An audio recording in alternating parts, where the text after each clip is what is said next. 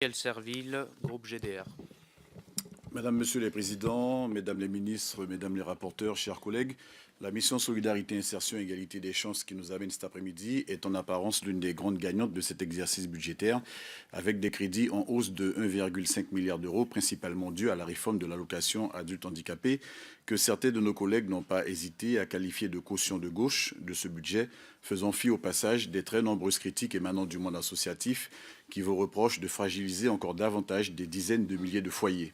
Je rappelle que ces derniers éprouvent déjà de profondes difficultés à vivre dignement au sein d'une société qui, hélas, trop souvent les marginalise tout en leur donnant la mauvaise conscience qu'ils seraient un fardeau pour le contribuable.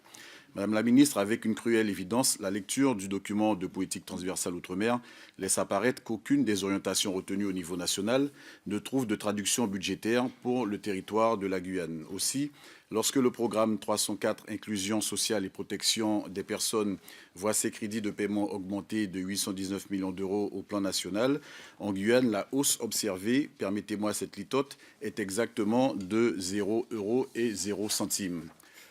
Il en va de même pour les crédits du programme 157, Handicap et dépendance, qui sont abondés au national de 735 millions d'euros, tout en restant désespérément identiques en ce qui concerne la Guyane. Madame la ministre, ces constats ne peuvent que nous étonner au vu de la sociologie du territoire guyanais, alors que très récemment, le président de la République semble y avoir décliné une partie des engagements forts attendus par la population.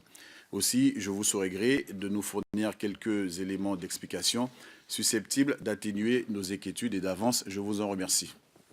Merci Monsieur Serville. Mesdames les ministres, je vous laisse la parole.